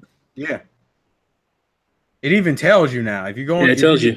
Yeah, go into the eShop and look at any game, and it'll tell you how many gold coins you get. Wish I hadn't wasted. Maybe I wasted platinum coins on the Fire Emblem Heroes getting orbs and stuff. Yeah, that was that was my moment of weakness, and and then I think I've spent more money on that game than I'm willing to admit. I don't even want to know, man. I don't think it was too bad, to be fair. I don't think it was over. It might be over 100. I'm not gonna lie. What? I think about keep that shit to yourself. Goodness gracious! I don't even think. I don't remember. And you know the problem was it wasn't when like you don't remember. That means it was too much. Yeah, I'm about to say it was one of those things where it's like I didn't spend like $100 at once. It's like I spent like 5 or 10 every time I wanted some fucking orbs. Well, the problem part of the problem, man. The problem is it's gambling. I'm weak. It is like, what did $20 get you? Like enough to get draw 5 characters or something? Like I expected to get 100 orbs for $20 when I went to that eShop or went to the shop. What was it, like 30 something? But you get like 35 or something. It was way too low. Listen, at this point, I got Lynn and I got my Ike, I got Camilla, I got what I wanted out of it. Mostly. So now you gotta install the game. No problem. I still play the game. I mean, it was giving you orbs pretty frequently in the beginning, but that still gives you orbs. Like it still a daily gives you orbs. It just doesn't give you the 5 orbs you need to do a summon. That's just like the crack dealer. Here you go. Here's some free rocks.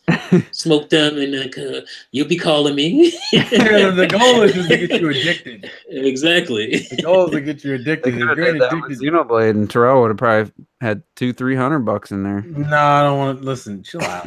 You're just trying to give me a heart attack. Will say though that doing the what do they call them, rare crystals and stuff in Xenoblade, it's like you could probably average like 1 per every 5 seconds.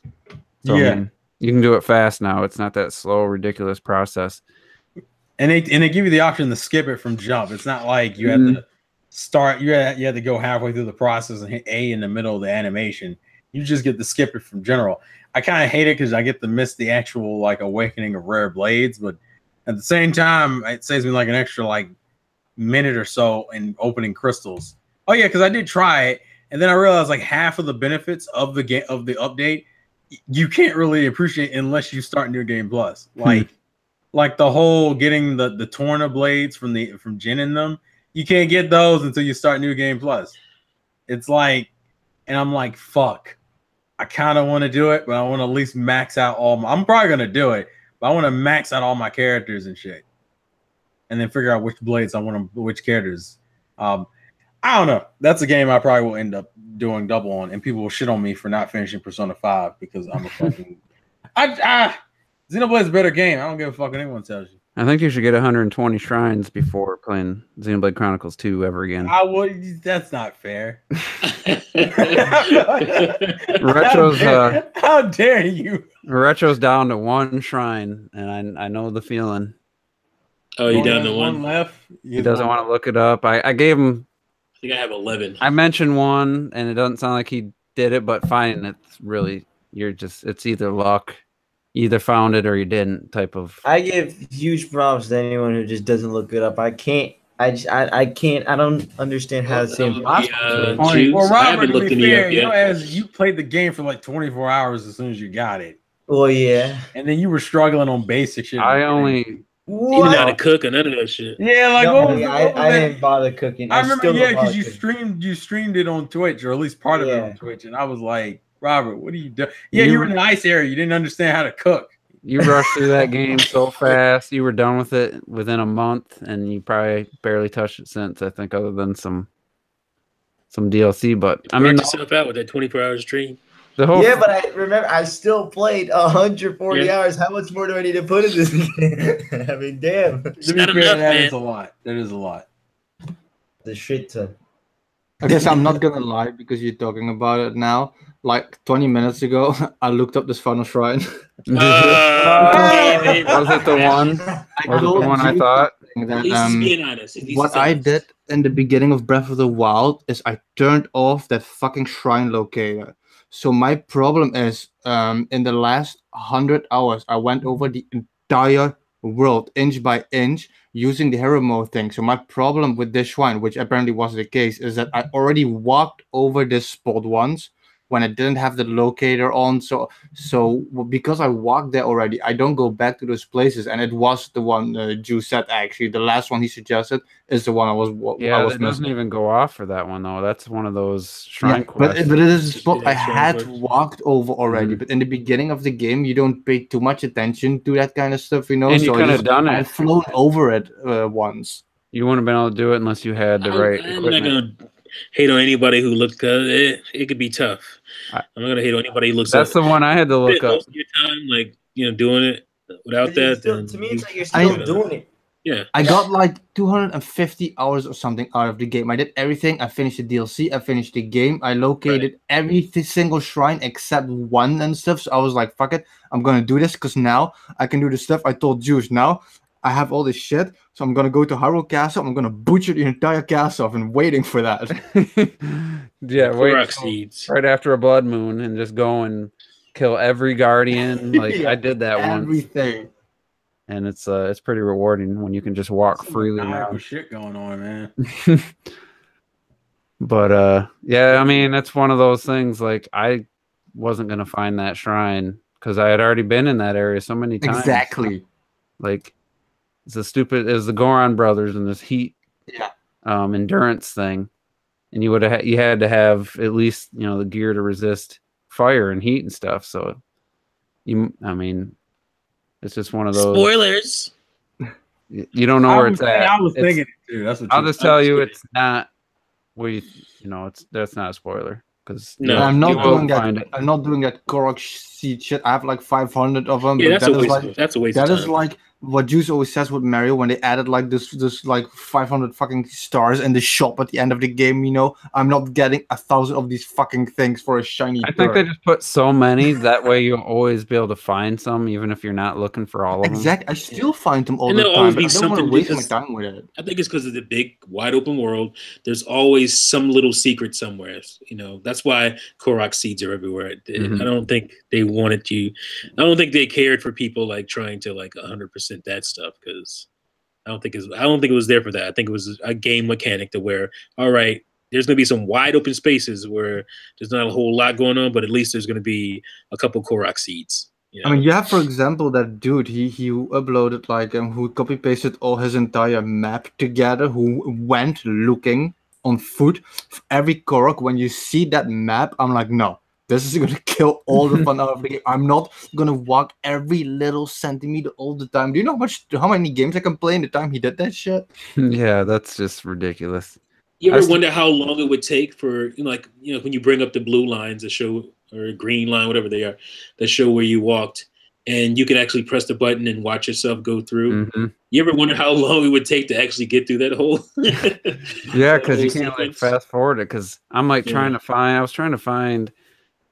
I don't remember what I was trying to accomplish, but I wanted to know somewhere I'd went, and I was just like, I know it's like towards the end, but I got to start at the beginning. Like, no, you can fast forward it though.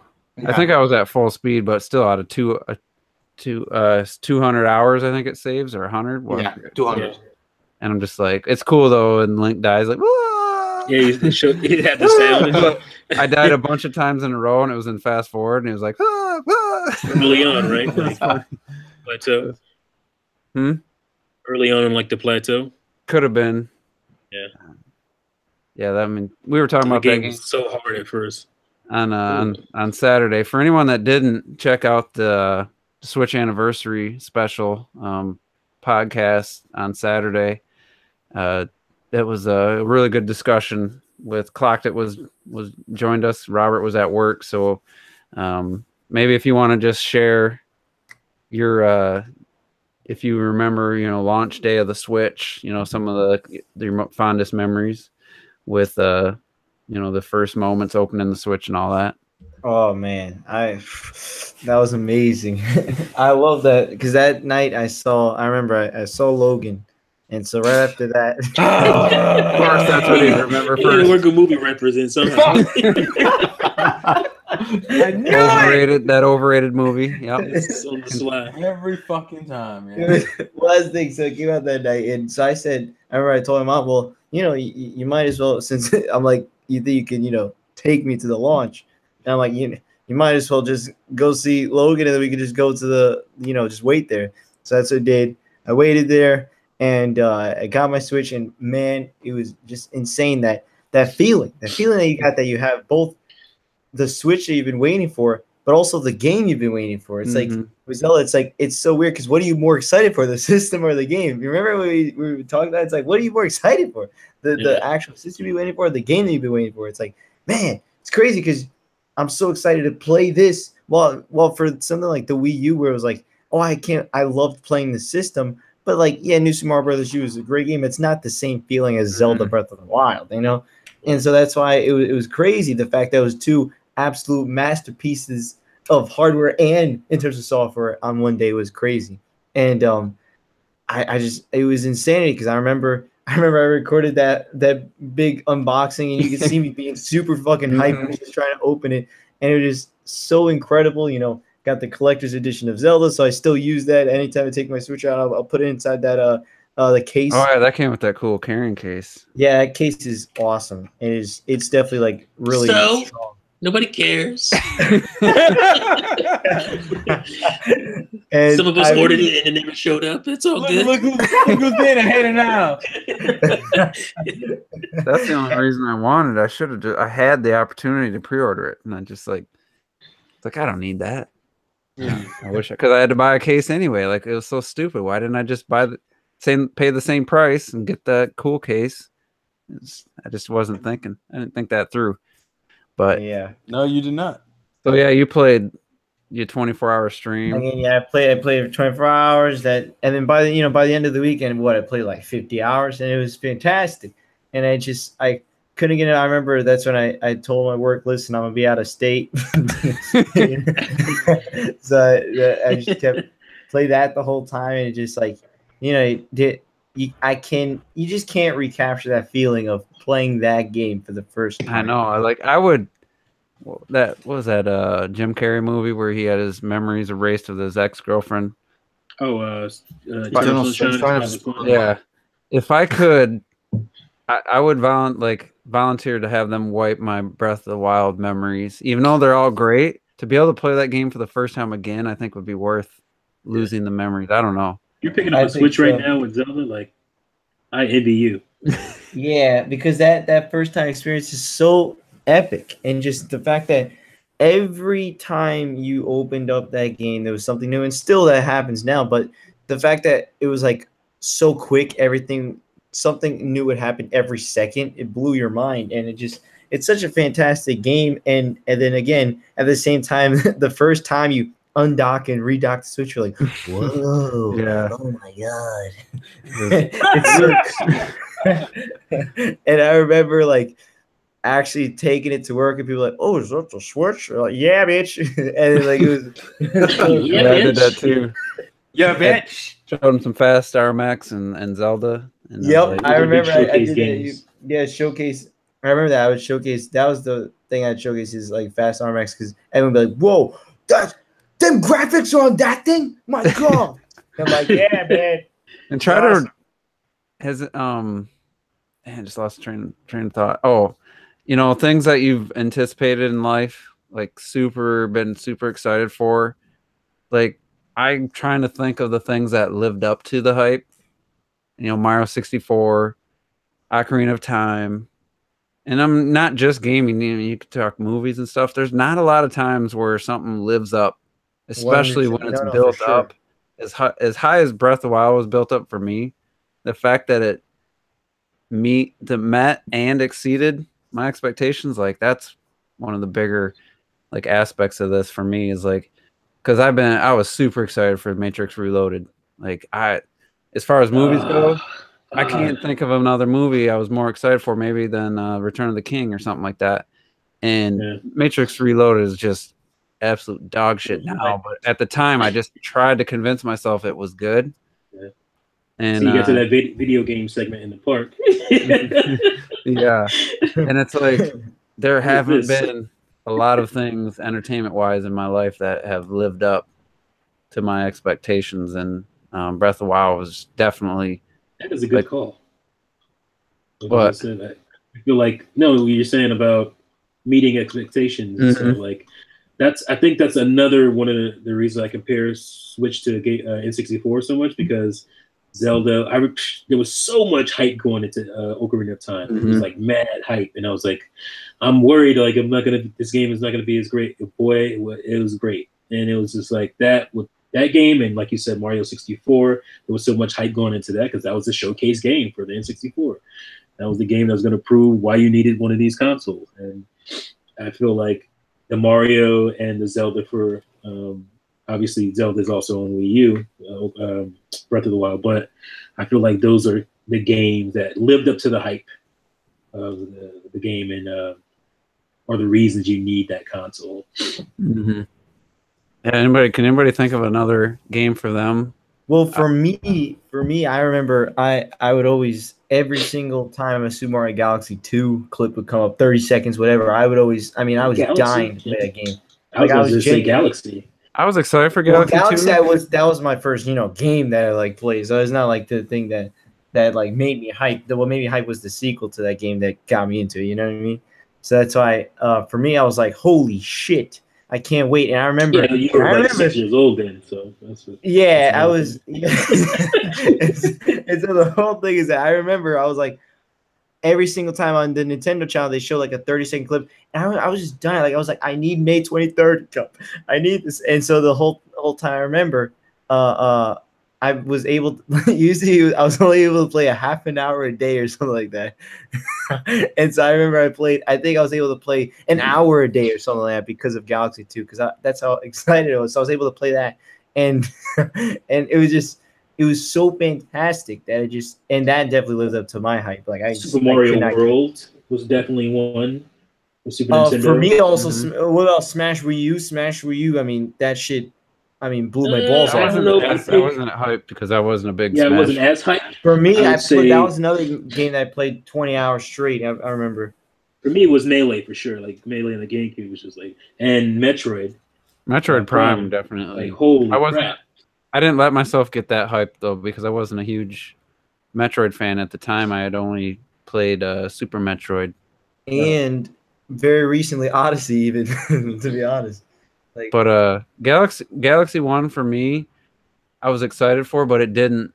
The first 50 stars, I almost said moons, for me was I was a little bit underwhelmed. But then after that, it was like the last 7 Galaxy just blew me away.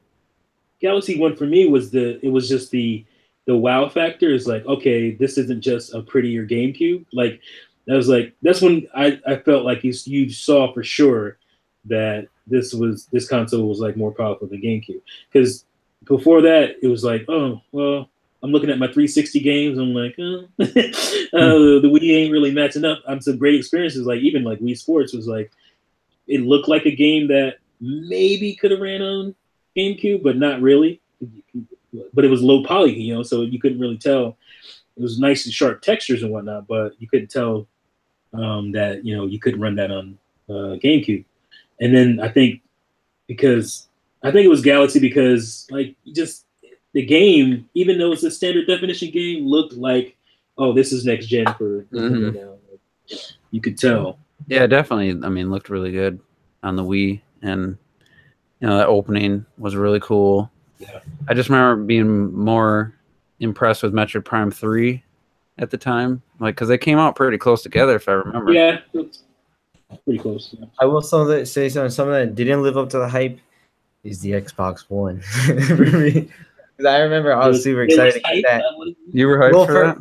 Who I was was very excited for that fucking console? I want to know what that was. I got that for Christmas, and I was like, yes.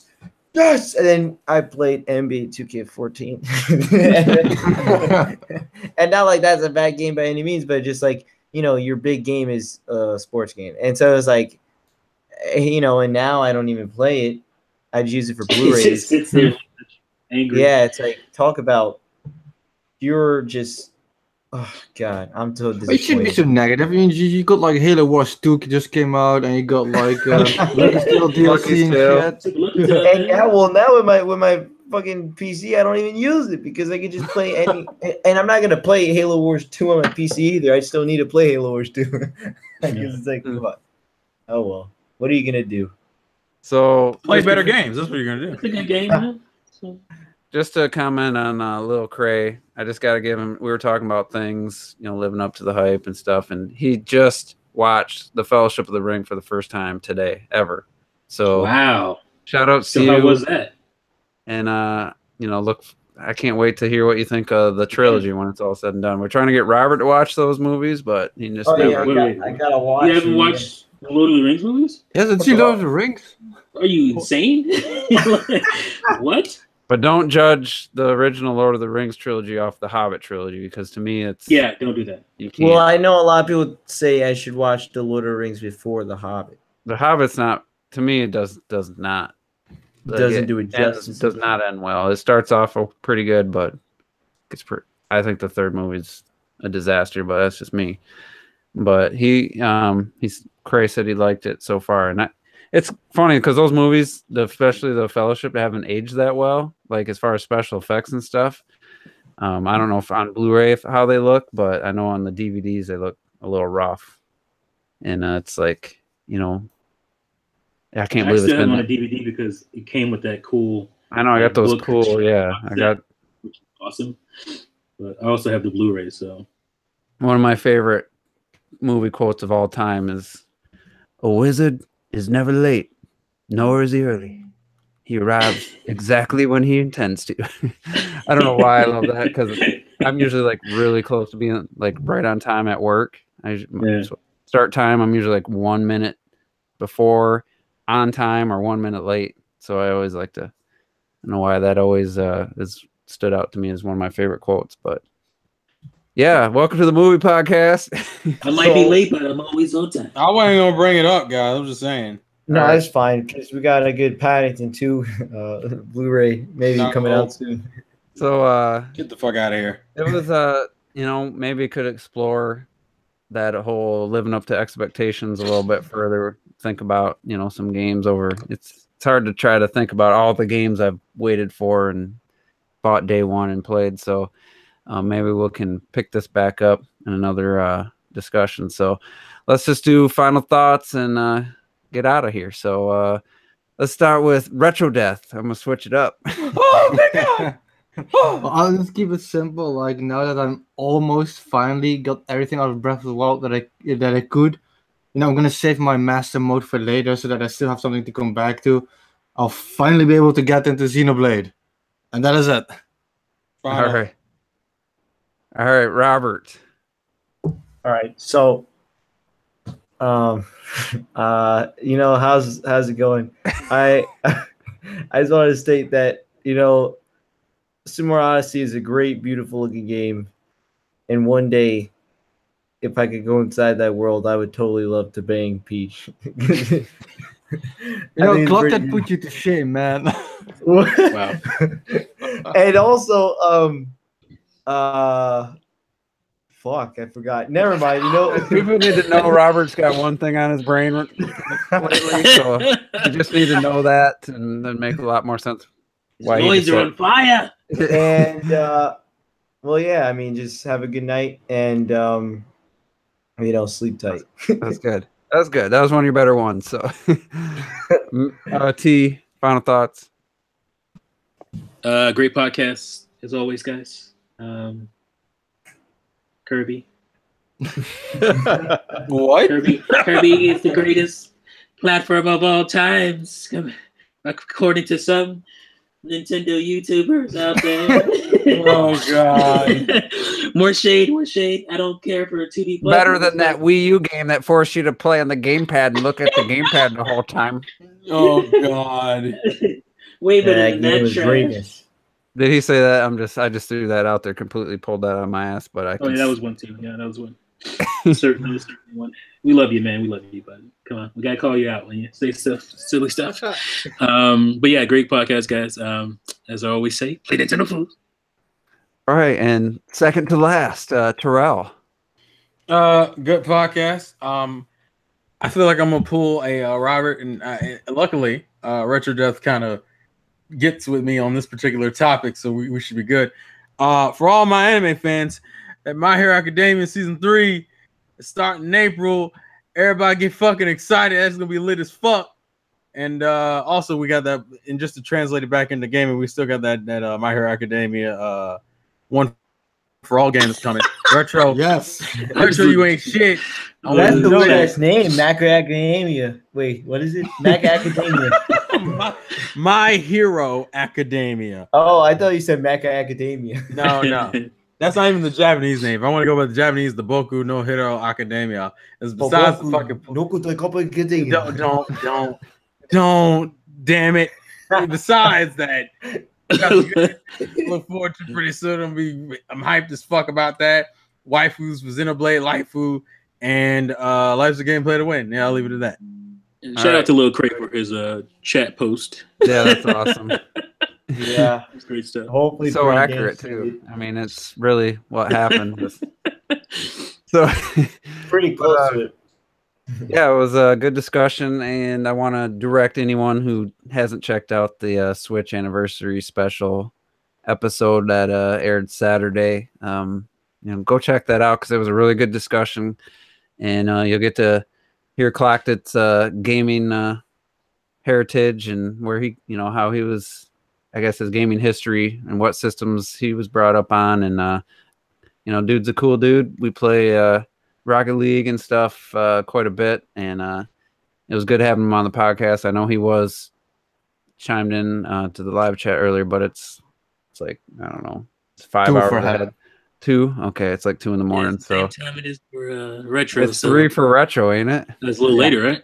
3 for me. I'm an hour after him. Yeah, that's right. ridiculous. Whew. So, but go check that out. And anyone watching this on YouTube Finish, obviously you watch this, and if you haven't watched that, go check that out. Because it was good to reminisce about the first year of the Switch. It was great hearing everybody, their I don't know what the word to use, but their stories about their first experience with the Switch and stuff. So it was pretty cool. Yeah, first memories. And so that's gonna be it for this podcast. Next week, hopefully something newsworthy comes out, and maybe a direct or something would be really cool. Surprises, But Nintendo surprises. yeah, give us a Switch update or something right after we end this podcast, and we'll be back next week to talk about it. So until then, and the Xbox thing happens this weekend, right? So we can we can bash Xbox some more next Monday. So. That's cool. So we'll see you guys then. Peace out.